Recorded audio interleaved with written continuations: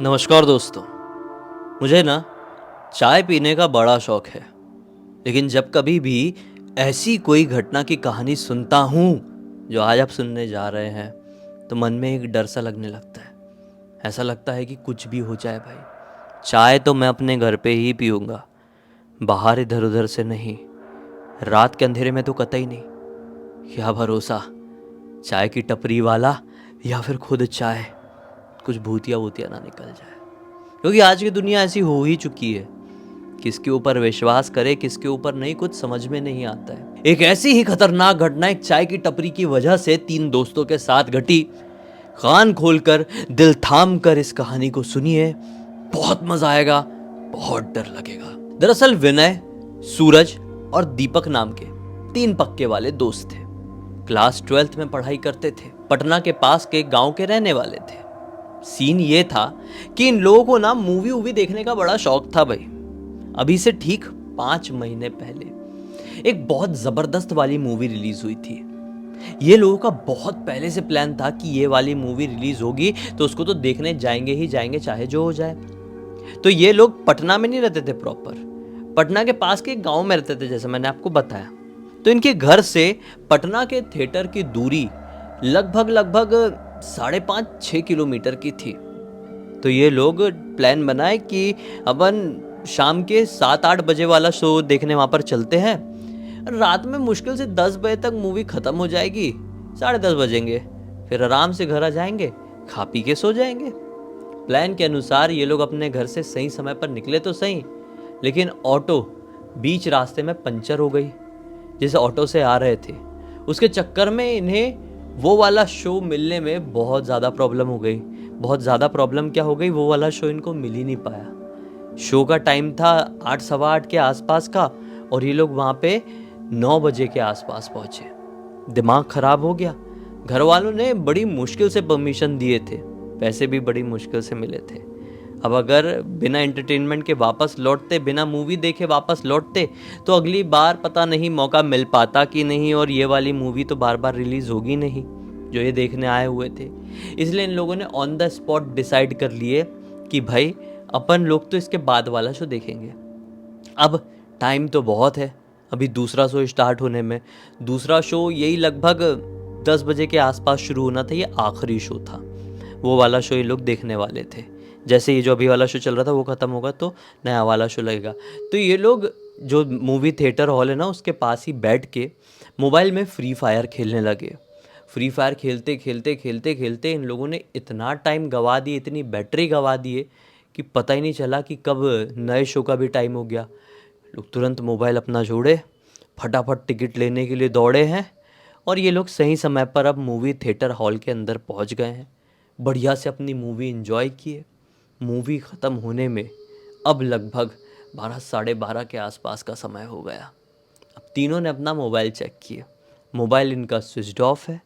Theatre के बाहर निकले हैं तो कोई भी ऑटो अब इनके घर के तरफ जाने के लिए तैयार नहीं हो रही है। खड़े खड़े 45 मिनट से ज़्यादा हो गए ऑटो ढूंढते ढूंढते, लेकिन कोई भी ऑटो वाला, कोई भी रिक्शा वाला, कोई भी सवारी इनके गांव तरफ जाना ही नहीं चाह रहा है। क्योंकि रिक्शे वाले को पता है कि हम इनके गांव की तरफ जाएंगे तो लौटने में हमको कोई सवारी नहीं मिलने वाली, आधी रात गए तो हम नहीं जाएंगे। और फिर रेट बोल भी रहे हैं तो ऐसे अनाप शनाप रेट बोल दे रहे हैं। मतलब 6 किलोमीटर की दूरी है और उसके लिए 600-700 रुपये बोल दे रहे हैं। तो ये तो बेचारे पढ़ाई करने वाले, क्लास 12th में पढ़ने वाले बच्चे थे, कैसे इतना पैसे, तो बड़ी मुश्किल से आने भी मिला था। तो डिसाइड करते हैं कि ठीक है भाई, आज का दिन एडवेंचरस हो जाए, क्यों ना अपन पैदल ही चलते अपने घर की तरफ। थोड़ा टाइम पास भी हो जाएगा, थोड़ी मस्ती मजाक भी हो जाएगी। अब देखो, मैं जब की बात कर रहा हूँ ना, ये तब की बात है जब बारिश का मौसम शुरू हुआ ही था, और बढ़िया वाली बारिश कभी भी पड़ जाती थी, और बारिश पड़ती थी तो ठंड फंड भी लगती थी। पिछले कुछ दिनों से अपने विनय की थोड़ी तबीयत ख़राब चल रही थी। उसको फीवर आ रहा था, जा रहा था। एक उसकी तबीयत भी रीज़न थी कि इन दोस्तों ने प्लान बनाए थे कि मूवी देखने जाएंगे, उसका माइंड डाइवर्ट होगा, तबीयत थोड़ी अच्छी लगेगी। ये मैं क्यों बता रहा हूँ आपको आगे समझ में आएगा। ये लोग मूवी थिएटर से अब अपने गांव जाने के लिए पैदल ही निकल पड़े।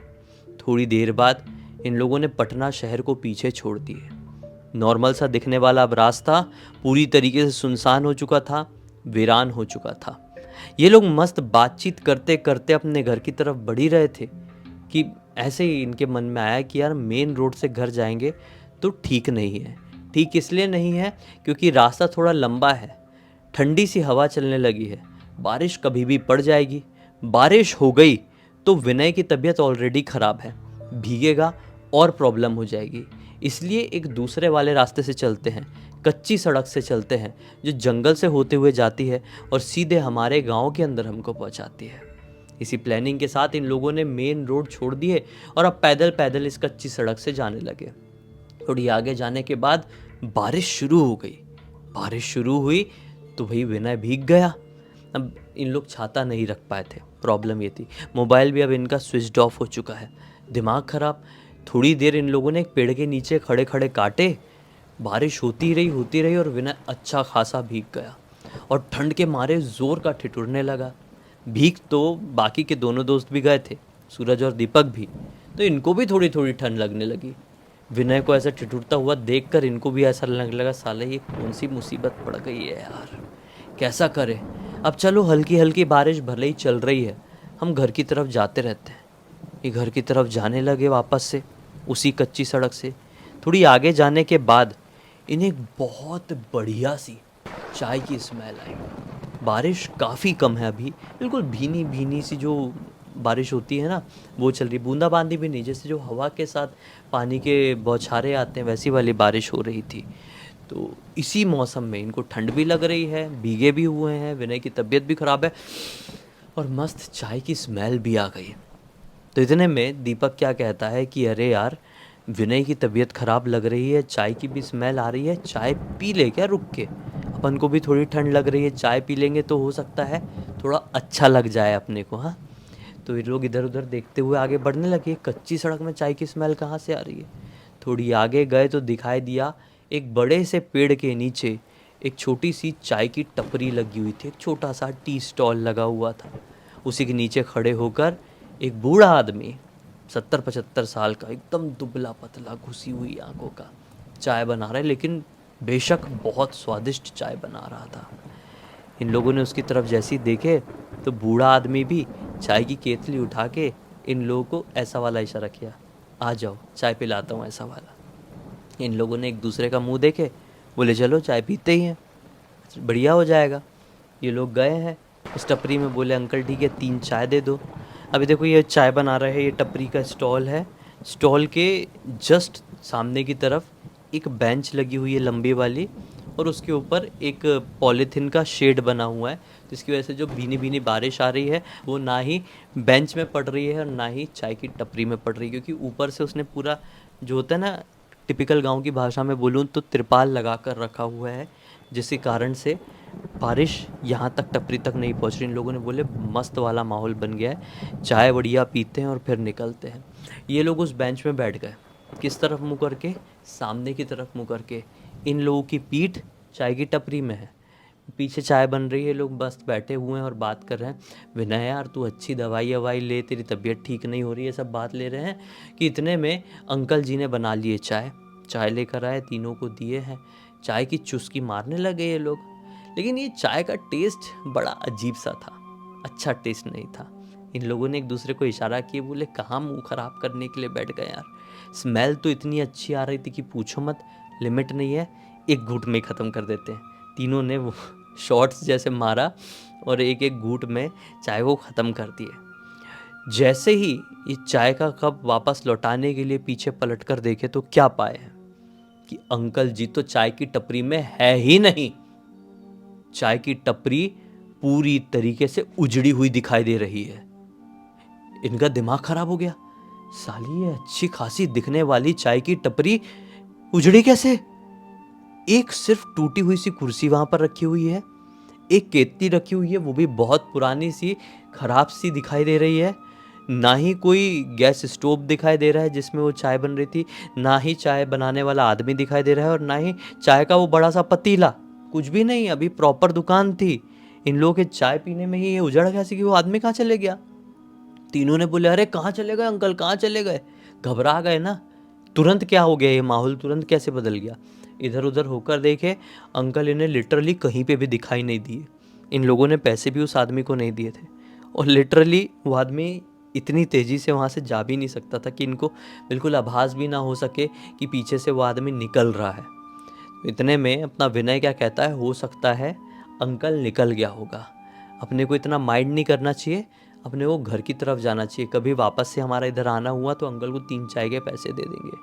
तो दीपक बोलता है कि नहीं भाई, मुझे इतना आसान नहीं लग रहा है, कुछ तो गड़बड़ थी उस अंकल में, कुछ तो गड़बड़ थी उस चाय में कि इतनी बेकार टेस्ट में लगी थी, इतनी अच्छी स्मेल में आ रही थी। अपन सही में घर की तरफ निकलते हैं, गड़बड़ लग रहा है मुझे मामला। ये तीनों अब घर की तरफ बढ़ने लगे। विश्वास नहीं मानोगे, उस चाय की टपरी से अब ये 200 मीटर आगे बढ़े होंगे कि वापस से इन्हें वही चाय की स्मेल आई। ये घबरा गए, बोले ये तो सेम चाय की स्मेल है भाई, कैसे आ सकती है। नज़र दौड़ाकर देखे तो रोड के किनारे फिर से वही चाय की टपरी और वही अंकल दिखाई दिए, हाथ में केटली उठाए इनको इशारा कर रहे थे, आओ पी लो चाय।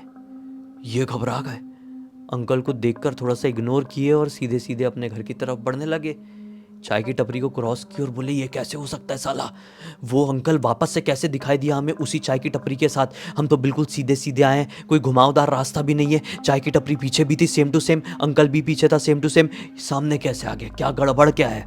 अंकल या तो हमारे मजे ले रहा है या तो अंकल नहीं अंकल भूत है। इन लोगों का ये बात करना हुआ कि फिर से ये अंकल जी इनको दूसरी बार दिखाई दिए। इस बार अंकल जी रोड के और कम किनारे में थे।